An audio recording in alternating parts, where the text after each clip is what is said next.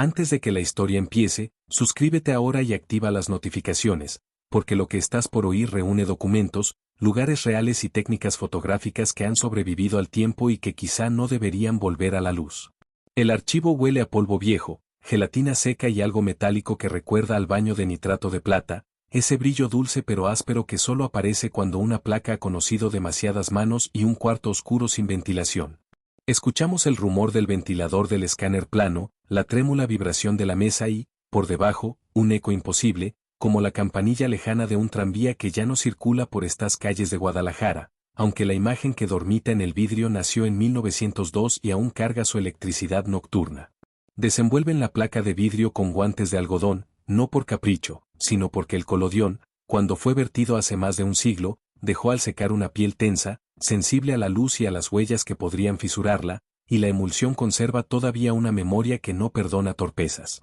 La lámpara roja se atenúa, mientras la voz del técnico en conservación describe el procedimiento de entonces: colodión fluido con éter y alcohol, baño de nitrato de plata, exposición en cuestión de segundos bajo luz diurna, y revelado inmediato en menos de 15 minutos, antes de que el vidrio se secara del todo. Se escucha el murmullo de asentimiento, la curiosidad profesional, y la respiración del narrador que insiste en que todo debe respetarse como en 1902, incluso cuando ahora se digitaliza, porque la materia de la imagen tiene memoria y la memoria detesta la arrogancia del presente. La placa muestra una esquina de ciudad envuelta en sombra, un encuadre ortodoxo de la época, con líneas rectas de cantera y un cielo lavado por la sensibilidad al azul que hacía que lo cálido se volviera oscuro y lo frío resplandeciera, de modo que las ropas parecen de luto aunque quizá no lo fueran. Al centro, desenfocado por un temblor mínimo del trípode, un cortejo de velorio atraviesa la calle con velas, y por la izquierda asoma la tapia del panteón cuya dirección, Belén 684, se adivina en la memoria de los expertos como un rumor que se confirma al cotejar la reja de hierro con motivos vegetales. El Panteón de Belén, cerrado oficialmente en 1896 para nuevas inhumaciones salvo excepciones judiciales, respira en la imagen como si hubiera estado recién abierto, y las sombras de los cipreses se pegan a la emulsión de plata como larvas de luz que ya no encuentran sitio en el aire. Al fondo, más allá de una modesta guarnición de banqueta y un adoquín lustrado por la lluvia, se ve la cúpula de un edificio que los ojos reconocen y el corazón teme nombrar, el Hospicio Cabañas, neoclásico, austero, con un orden dórico que, incluso a distancia, organiza el vacío como si fuese un órgano respirando piedra. En los corredores del hospicio se colgarían décadas después 57 frescos de José Clemente Orozco, el hombre de fuego incluido, pero en 1902 la capilla aún guarda silencio, y sin embargo hay una luz extraña en la cúpula, un brillo que la emulsión agarró como si supiera que allí, algún día, ardería otra clase de devoción. Al ampliar la esquina inferior derecha de la placa, el grano del vidrio se vuelve paisaje, y el emborronamiento de la plata se convierte en colinas microscópicas donde el colodión parece haber quedado terso en unas zonas y cuarteado en otras, como piel antigua que recuerda la presión de los dedos del fotógrafo. Más zoom, dice la restauradora, y el algoritmo reinterpreta halos y líneas, mientras la lámpara roja suena como un insecto contra el vidrio del cuarto oscuro, aunque no hay insectos aquí, solo nosotros y el olor a química que revive una escena que fue capturada húmeda, urgente, casi supersticiosa. En la esquina ampliada aparece, primero, lo que parece una mancha, luego un reflejo, y al fin un perfil de niño pegado a la reja, ojos redondos como monedas de luz, y una boca entreabierta como quien quiere decir algo que no se debe nombrar en voz alta cerca de los muertos. Un experto sugiere que se trata de un artefacto de la sensibilidad al azul, otro indica que la inversión lateral de la imagen podría confundir la lectura de la escena, recordando que el proceso sobre metal da positivos invertidos y sobre vidrio negativos que después se copian, con sus propias trampas y engaños. El narrador, que se mantiene fiel al dato, no puede evitar pensar en la nictofobia de cierto niño enterrado en el panteón, a quien le dejaron la tumba afuera e iluminada para que ya no amaneciera sobre la losa, y en cómo los visitantes dejan juguetes en su lápida, aunque en 1902 tal leyenda quizá no existiera aún como se conoce ahora. ¿Y si no es una leyenda? Pregunta a alguien, casi para sí, y en la pantalla de aumento los ojos del niño parecen moverse 1 milímetro, cosa imposible, pero el cuarto oscuro tiene su propio pulso y las placas de vidrio, incluso las inertes, parecen sensibilizarse a la respiración cuando uno aprende a escucharlas. Se prepara una reproducción en alta resolución y, contra las recomendaciones de ciertos manuales, Deciden hacer una leve humidificación controlada para levantar una capa de suciedad adherida al barniz, midiendo el tiempo como quien cuenta granos de arena en un reloj que injuria al descuido. El algodón toca el borde y el olor se vuelve más nítido, porque el colodión, esa mezcla de piroxilina disuelta en éter y alcohol, es una piel que conoce las edades del aire, y al primer roce devuelve, como un susurro, el frío de un patio de hospital y el crujir de sotanas que atravesaron la luz frente a la cámara. La reproducción permite, ahora sí, leer el reflejo que antes parecía un error, en un vidrio de una ventana, más allá de la reja del panteón, un espejo no cubierto durante el velorio muestra, por un instante, al fotógrafo como una sombra que sostiene un cajón negro, y detrás de él, superpuestos, hay figuras que no corresponden a esa calle. Uno de los peritos abre un plano y localiza el eje entre la reja de Belén y la cúpula del hospicio. Recuerda que el edificio concebido por Tolsa se ordena por ejes que se cruzan bajo la cúpula, y siente, sin decirlo, que la cámara de 1902 pudo haber registrado una alineación que no era solo arquitectónica. El narrador no abandona la sobriedad, pero anota en su libreta que hay líneas que conectan objetos en la ciudad y que La Plata, cuando se sensibiliza, no distingue entre arquitectura y rito, y que quizá la imagen atrapó no un cortejo cualquiera, sino un tránsito entre dos mundos que comparten un mismo corredor de sombra. No hay afirmaciones sin soporte, así que regresan al dato. La placa es de vidrio, ofrece alta resolución y estabilidad, fue preferida durante años por científicos por su fidelidad, y aunque el mercado la abandonó pronto por la película, su nobleza material la vuelve un archivo implacable de lo que fue.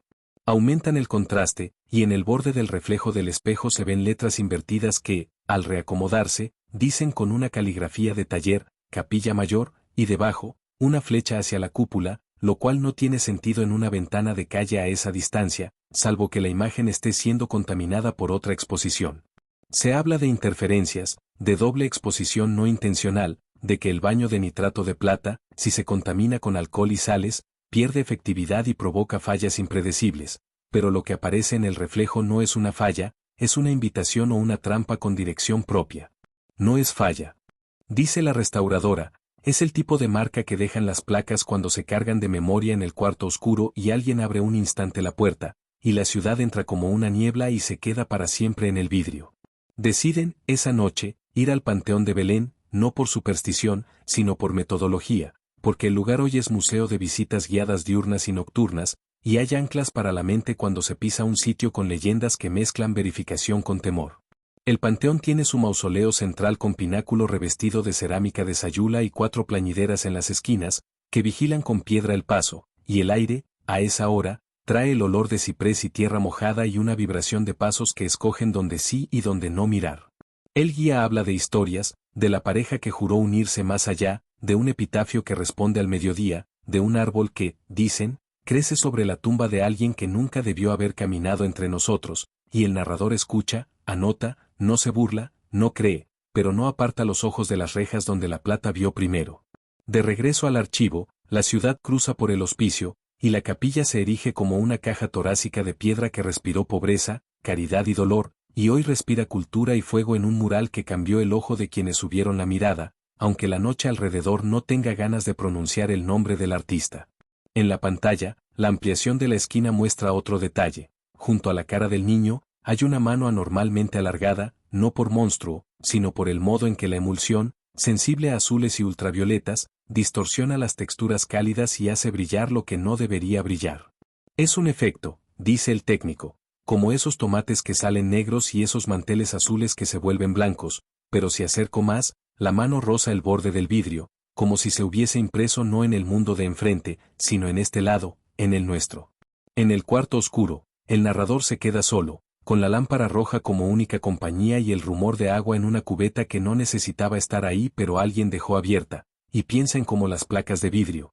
por su estabilidad, se usaron incluso en astronomía para atrapar lo que el ojo no puede. La obsesión, que todo lo mide, recuerda también que el proceso húmedo obligaba a la itinerancia de los fotógrafos con cuartos oscuros portátiles, tiendas de lona que se abrían y cerraban como párpados, y que eso, quizá, dejó en las imágenes una costra de mundo que no se desprende jamás. En la madrugada, las luces del archivo parpadean como si alguien jugara con un interruptor invisible, y un susurro, de tranvía o de rezos de velorio, se incrusta en el pasillo, de modo que cuando abren la puerta, un leve olor a cera se cuela con el aire y el narrador anota que toda buena historia de investigación comienza con un olor preciso. Durante el escaneo definitivo, las 4 esquinas se magnifican con paridad, y en la esquina superior izquierda aparece lo que parece un hilo de raíz, minúsculo, que cruza de manera diagonal, y alguien bromea con el árbol de aquella leyenda, sin creer, hasta que al día siguiente, el hilo de raíz aparece impreso en la pared del cuarto oscuro.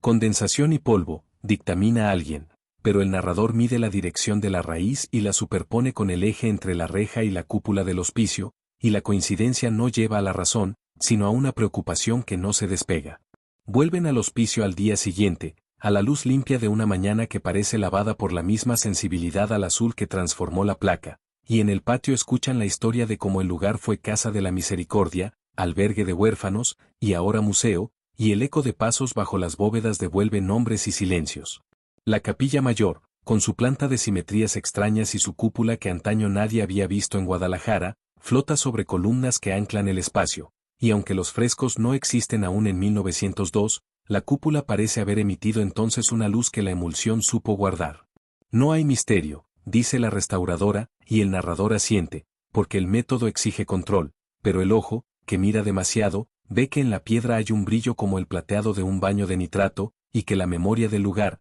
como la de la gelatina, sabe resistir mejor que los relatos. La tercera noche, el narrador cruza el archivo vacío y encuentra la cubeta de agua más fría, el paño más tenso, y el vidrio de 1902 no en su caja, sino sobre la mesa junto a una toalla que no debería estar mojada, y anota que el agua, como la luz, viaja donde encuentra pendiente. Hace una copia por contacto, no para exhibición, sino para estudiar densidades, como se haría con papel a la albúmina, y en el positivo las zonas bajas cobran un relieve que antes no tenían, y el cortejo de velorio se vuelve más cercano, casi audible, con zumbidos de rezos y un zarpazo de campanilla metálica. De pronto, la negativa de creencia cede 1 milímetro, no en el pensamiento, sino en la sangre, y el narrador, que no abandona el dato, recuerda que el Panteón cerró en 1896 y que la placa es de 1902, y que la excepción judicial del 69 no cambia los 6 años que separan el cortejo del cierre, y anota contradicción, con letra impecable. En el borde del espejo sin cubrir, aparecen ahora 2 figuras con sotana, una posando, la otra en movimiento, y detrás, la capilla mayor del hospicio, invertida, un instante de luz que no pudo entrar en ese vidrio de calle si no fuera porque el cuarto oscuro del fotógrafo se abrió y dejó entrar un mundo ajeno. Esto reescribe, dice la restauradora en voz cortada, porque si hubo un traslado nocturno de un cuerpo desde el hospicio al panteón, después del cierre, y un fotógrafo lo registró con un cuarto oscuro improvisado y la puerta abierta, la ciudad quedó impresa donde no debía. Las consecuencias no tardan, y no son espectaculares, son íntimas, de olor y de rumor. En la mesa, junto a la placa, aparecen pequeñas manchas pardas que no responden a oxidación conocida, y las manos de los peritos muestran, al amanecer, un brillo invisible como si hubiesen manipulado plata coloidal. El narrador cuenta, con voz que busca no quebrarse, que la ciudad comenzó a aparecer en el cuarto, no en fotografía, sino en torceduras mínimas del aire, en el equilibrio de las sombras sobre los bordes de la mesa, y que la placa de 1902, cada vez que la miraban, enseñaba un detalle nuevo en la esquina. Por método, se decide aislar la placa, pero el aislamiento no detiene la sensación de que el vidrio sigue exponiéndose sin luz, como si la humedad de nuestra respiración fuese suficiente para agitar una química dormida, y el narrador apunta que no hay manera de probarlo sin transgredir los protocolos. La cuarta noche, cuando el archivo ya no es archivo sino un corazón que late en un edificio viejo, la ampliación revela que, detrás del niño, hay letras adicionales, de caligrafía distinta, que dicen ven por mí al revés, con un trazo que recuerda a la mano inexperta de alguien que escribe con prisa en el borde de un vidrio, quizá dentro de un carro improvisado. Un truco, una broma antigua, arriesga el técnico, pero el narrador escucha, desde el patio, el trote leve de ruedas y la campanilla de tranvía que suena entre rezos, y no hay truco que produzca ese eco si no es el de una ciudad que vuelve a cruzar los corredores por donde se la echó afuera. De la pared del cuarto oscuro brota una línea húmeda que no era gotera, que avanza con calma hacia la mesa, como raíz, y el narrador, ahora ya sin sonrisa, pone su mano sobre la toalla y la retira al instante, porque bajo la tela, en el vidrio, su propia silueta ha quedado marcada con un negro de densidad sospechosa. La obsesión no cede y no inventa, narra. El proceso del colodión, usado en su forma húmeda, exige velocidad, y ese apuro dejó puertas entreabiertas por donde se colaron capas de realidad que no siempre correspondían al lugar, y que quizá, al ser ampliadas, se reactivan como si el proceso volviera a mojarse. Alguien trae a colación los ejes del hospicio, la cúpula que recoge el eje longitudinal y transversal, y como esa cruz de fuerzas, además de sostener el edificio, sostiene el relato de una ciudad que aprendió a mirar hacia arriba para no mirar hacia abajo, y que ahora exige volverse a ver en un espejo sucio. La quinta noche, antes de cerrar para siempre el cuarto, deciden una última ampliación,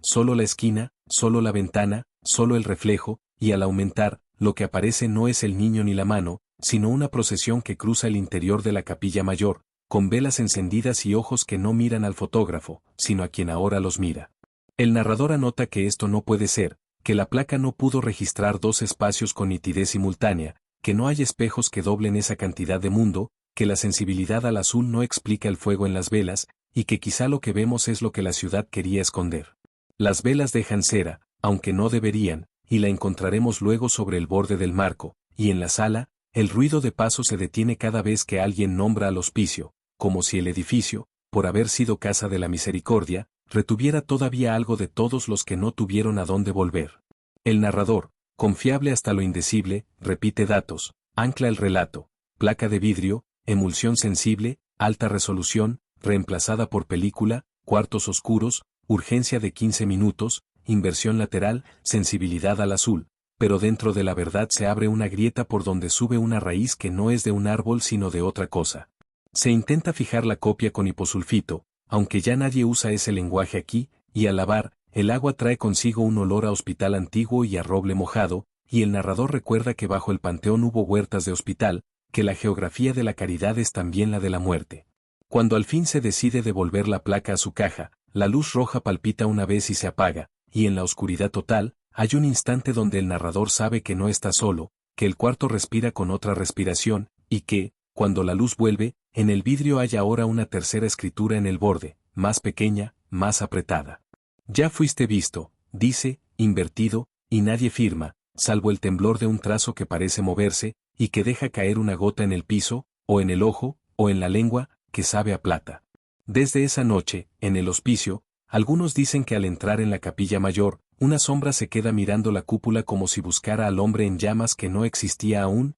y en el panteón, en las visitas nocturnas, hay quien oye la campanilla de un tranvía imposible que no termina de cruzar la esquina. La historia, entonces, no necesita exagerarse. Un detalle en la esquina de una fotografía de 1902, ampliado una y otra vez, reescribió discretamente el mapa de los corredores entre Belén y Cabañas, y todo lo que se amplía demasiado termina por revelar a quien mira tanto como a lo mirado. De los peritos quedan informes, densidades, curvas, porcentajes, y una última anotación del narrador, obsesivo y fiel al dato, que dice, no creer no detiene nada, y eso basta para cerrar el cuarto oscuro con llave doble y dejar la placa en su caja, donde el vidrio, al parecer, sigue húmedo. Y mientras se apaga la voz, el eco inquietante queda, como si alguien más respirara en la sala, y la plata, muy despacio, buscara todavía una gota de luz con que fijar lo que queda por ver. Si este relato estremeció, suscríbete y comparte. Aquí se sigue investigando lo que la ciudad guarda en silencio y lo que las viejas placas todavía se atreven a contar,